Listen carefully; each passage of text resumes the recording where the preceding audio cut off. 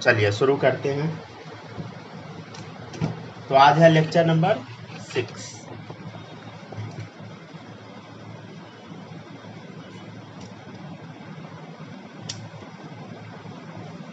पिछले क्लास में जो पढ़ाए थे उससे रिलेटेड पहले क्वेश्चन करा देते हैं। देखिएगा, आपके सामने ए वेक्टर दे दिया है ऐसा, ठीक है, बी वेक्टर दे दिया है कुछ ऐसा, और सी वेक्टर दे दिया है कुछ ऐसा। समझ गए? ए vector, B vector, C vector. एक और चीज दे दिया है इंस्ट्रक्शन में कि ए वेक्टर का जो मैग्नीट्यूड है वो बी वेक्टर के बराबर है और सी वेक्टर के बराबर भी है, मतलब तीनों वेक्टर का मैग्नीट्यूड बराबर है। आपसे पूछ रहा है फाइंड एंगल बिटवीन पहला A vector and B vector, दूसरा B vector and C vector, तीसरा A vector and C vector.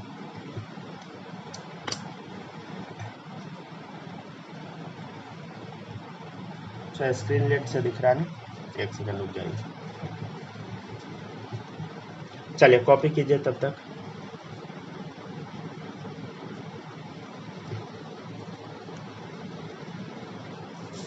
माही अब दिखा क्या स्क्रीन, बताइएगा।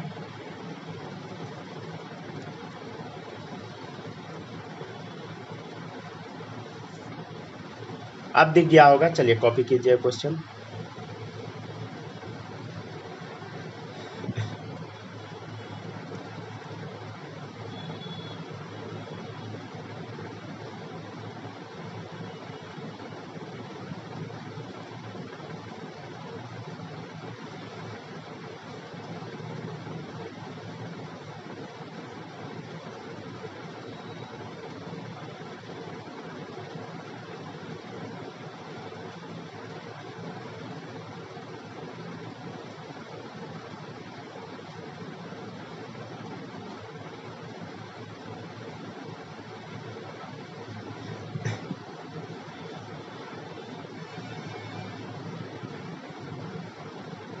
हो गया क्या? चलिए कॉपी कीजिए।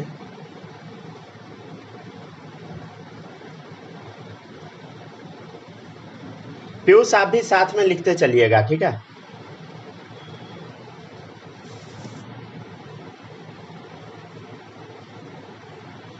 एक सेकंड रुके तो चेक कर लेते हैं कि अपडेट तो नहीं आया हुआ है ना इस ऐप पे।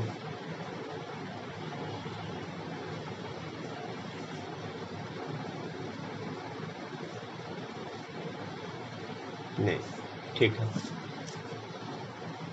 चलिए अब बताते हैं, ये क्वेश्चन बताते हैं, ध्यान से देखिएगा। आपसे पूछ रहा है कि ए वेक्टर और बी वेक्टर के बीच में एंगल कितना होगा। अच्छा एक बात बताइए, तीनों का मैग्नीट्यूड सेम है, इसका मतलब क्या है, तीनों इक्विलैटरल ट्रायंगल होगा। समझ गया ना? इक्विलैटरल ट्रायंगल होगा तभी तो मैग्नीट्यूड इक्वल होगा। तो दोनों के बीच का एंगल ये है 60 डिग्री, 60 डिग्री, 60 डिग्री। समझ गए? इस दोनों के बीच का एंगल 60, इस दोनों के बीच का भी 60, इस दोनों के बीच का भी 60, चूंकि तीनों का मैग्नीट्यूड इक्वल दे दिया है।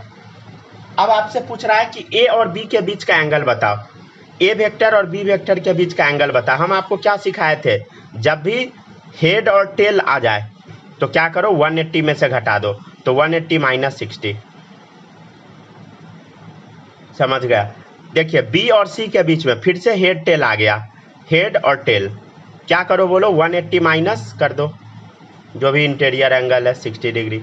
इसमें बताइए, इसमें भी ए और सी के बीच में देखिए हेड और टेल आ गया, फिर से क्या करो, 180 में से घटा दो। समझ गया? तो तीनों का आंसर क्या आएगा, 120 डिग्री ही आएगा।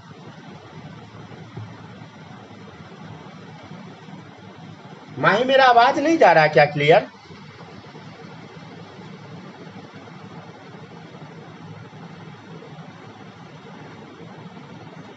चलिए कॉपी करते चलिए।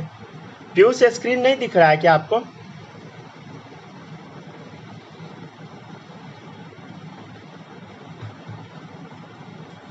आवाज आ रहा है ना?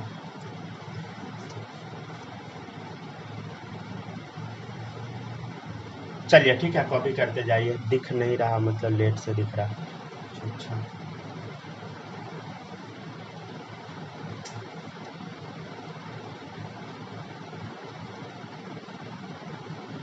ठीक है, कॉपी करते चलिए।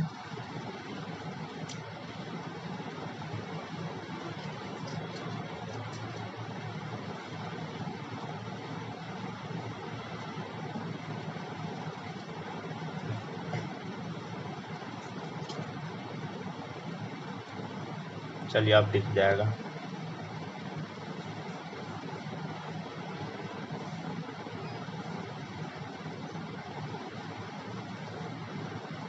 नेक्स्ट टॉपिक है लॉज ऑफ वेक्टर एडिशन। ठीक है, हेडिंग डालिए laws of vector addition.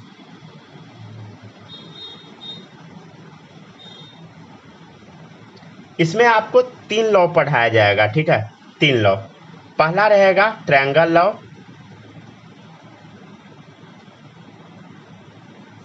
Triangle law की हेल्प से हम लोग 2 वेक्टर को ऐड करेंगे। ठीक है, फॉर एडिंग 2 वेक्टर्स।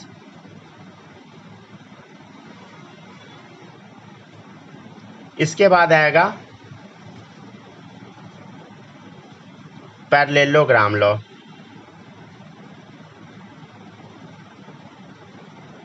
शॉर्ट में हम लोग ऐसा लिख देंगे पैरेललोग्राम लॉ। इसमें भी 2 वेक्टर को जोड़ा जाएगा फॉर एडिंग 2 वेक्टर्स।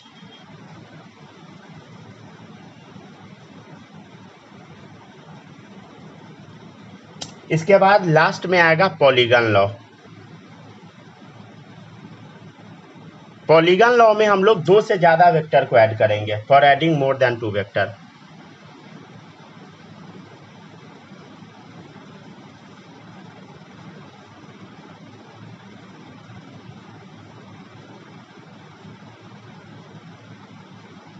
ठीक है, पॉलीगन लॉ में हम लोग 2 से ज्यादा वेक्टर को ऐड करेंगे। राइट, चलिए कॉपी कीजिए।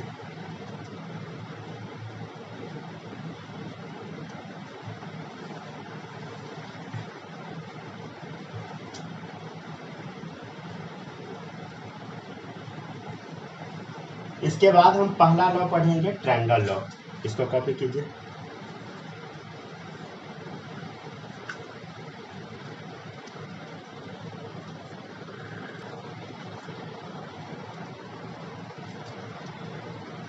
हो गया कॉपी? माही लिख ली? आगे बढ़े।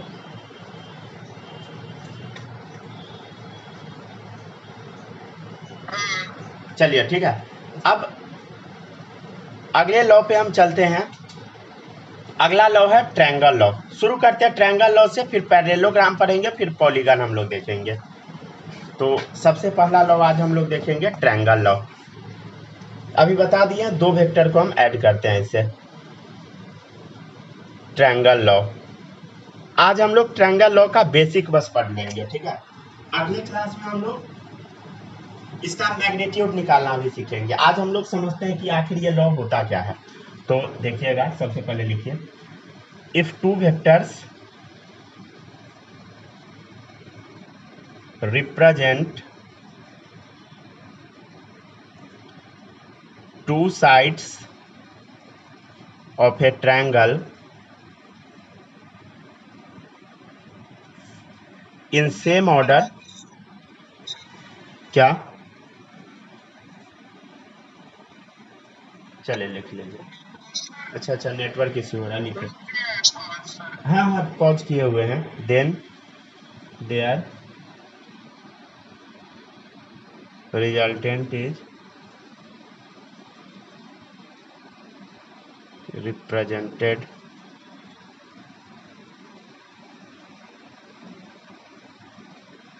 by the third side of a triangle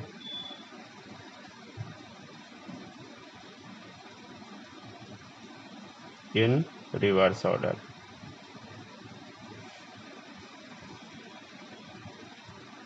चलिए पहले इसको कॉपी कीजिए। तो ये जो डेफिनेशन लिखा है इसको कॉपी कीजिए। अब तो दिख रहा होगा।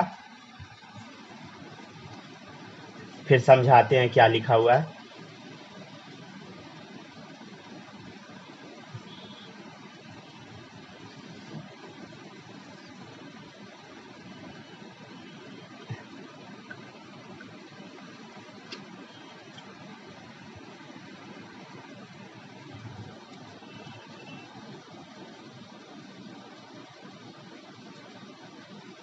पीयूष अब दिख रहा है ना स्क्रीन पे सब अच्छे से?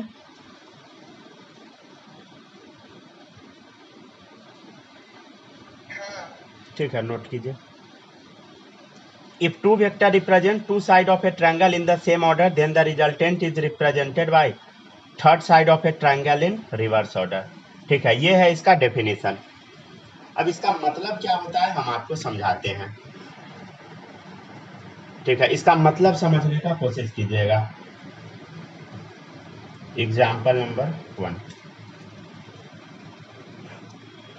ये सरफेस है, इस पे ब्लॉक रखा हुआ है और इस ब्लॉक पे मान लेते हैं फोर्स लग रहा है 3 न्यूटन का। ठीक है, ये है ए वेक्टर 3 न्यूटन का और ऊपर से फोर्स लग रहा है, ऊपर फोर्स लग रहा है बी वेक्टर मान लेते हैं 4 न्यूटन का।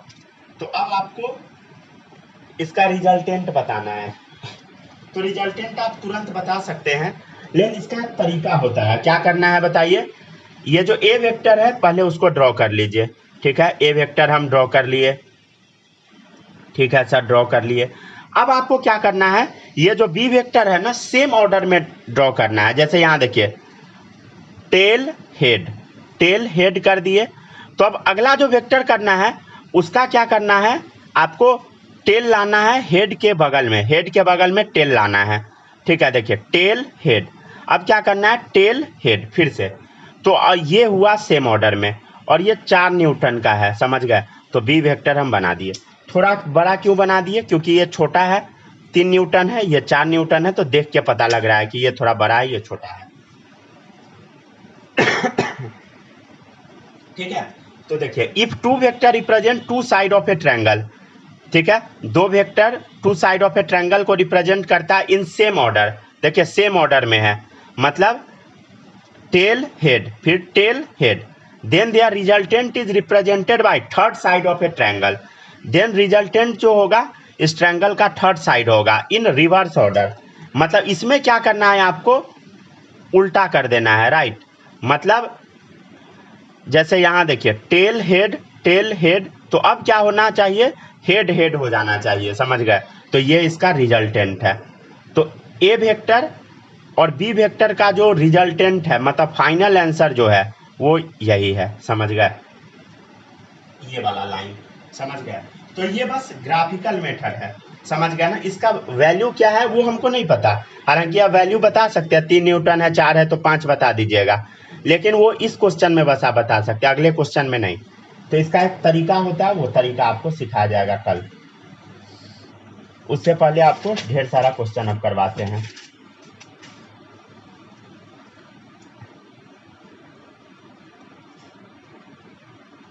समझ गया? और भी एग्जाम्पल कुछ करा देते हैं। जैसे देखिएगा एग्जाम्पल नंबर 2, जैसे देखिए इधर ये है आपका ए वेक्टर और ये है आपका बी वेक्टर।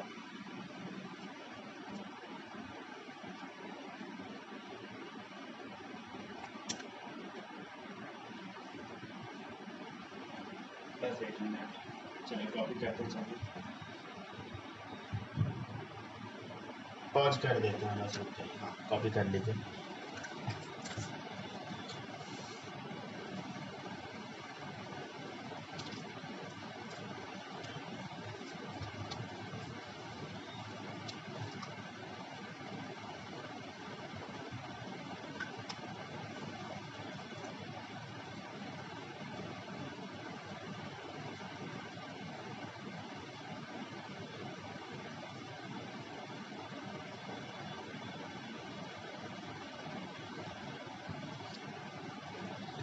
आराम से लिखिए।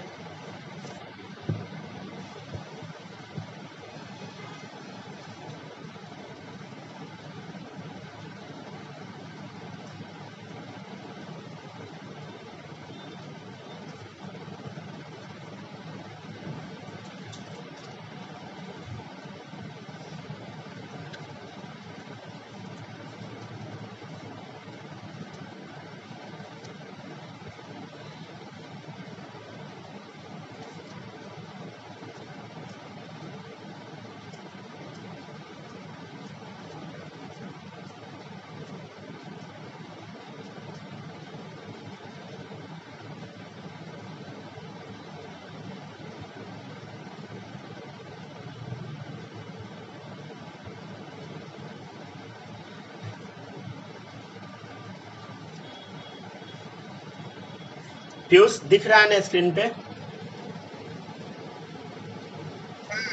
ठीक है, नोट कर लीजिए पूरा अच्छे से, नोट करते चलिएगा, ठीक है, कॉपी हम चेक करेंगे। चलिए आप बताते हैं।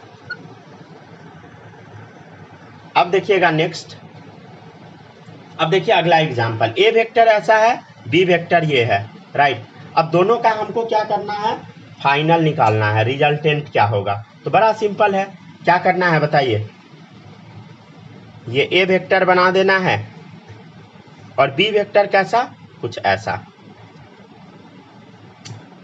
सेम ऑर्डर में, ठीक है, और रिजल्टेंट क्या होना चाहिए, रिवर्स ऑर्डर में, ठीक है, हो गया खत्म, समझ गए ना।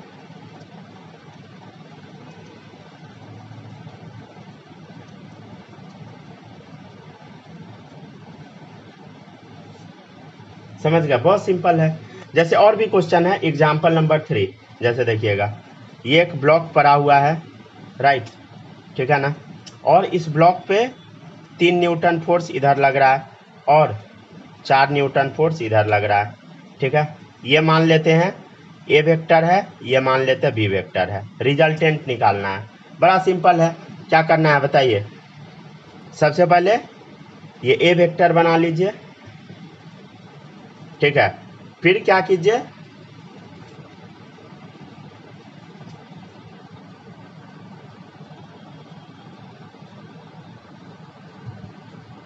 चलिए लिखिए,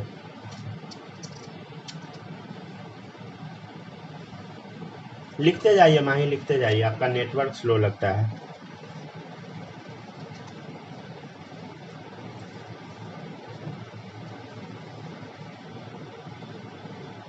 रुक जाइए, हम रिफ्रेश करते हैं अभी।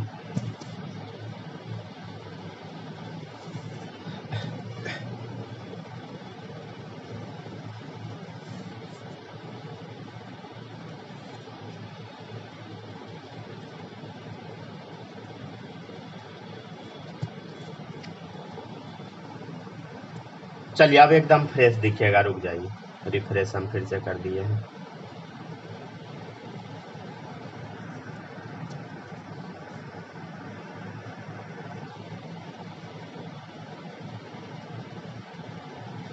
चलिए लिखते चलिए,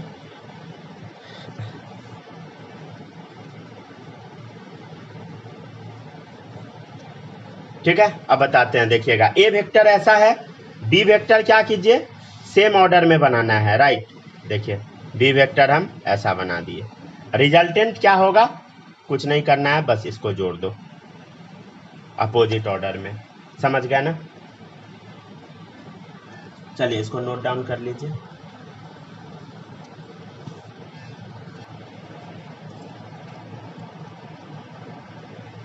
हो गया क्या? चलिए अब देखिएगा नेक्स्ट, अब आपको क्या करना है, रिजल्टेंट बना के दिखाना है, ठीक है। चलिए क्वेश्चन हम लिखते चलते हैं, क्वेश्चन नंबर 1, कुछ क्वेश्चन आपको प्रैक्टिस करवा देते हैं, देखिएगा।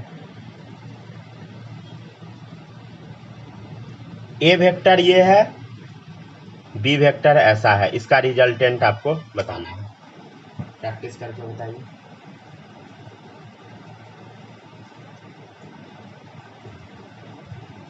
बहुत सिंपल है, क्या करना है बताइए, ए वेक्टर सेम टू सेम बना दीजिए, ठीक है। चलिए आ गए ना, पीयूष आपके पास आवाज जा रहा है मेरा? ठीक है, देखते जाइए, ए वेक्टर ये बना दिए, अब इसका आपको रिजल्टेंट बताना है। बी वेक्टर कैसे बनाएंगे, सेम ऑर्डर में, राइट, और रिजल्टेंट क्या होगा, रिवर्स ऑर्डर में जोड़ दो, बस खत्म, समझ गया ना। क्वेश्चन नंबर 2, क्वेश्चन नंबर 2 देखिएगा, ए वेक्टर ये है, बी वेक्टर ये है, आपको इसका रिजल्टेंट बताना, बड़ा सिंपल है, क्या सिखाए हैं बोलो, a vector as it is उतार दो, बी वेक्टर क्या करो, इसके बाद जो दिया उससे सेम ऑर्डर में कनेक्ट करो और रिजल्टेंट फाइनल से जोड़ दो, ये अपोजिट ऑर्डर में, समझ गए। चलिए कॉपी कीजिए, कॉपी करते चलिए सब।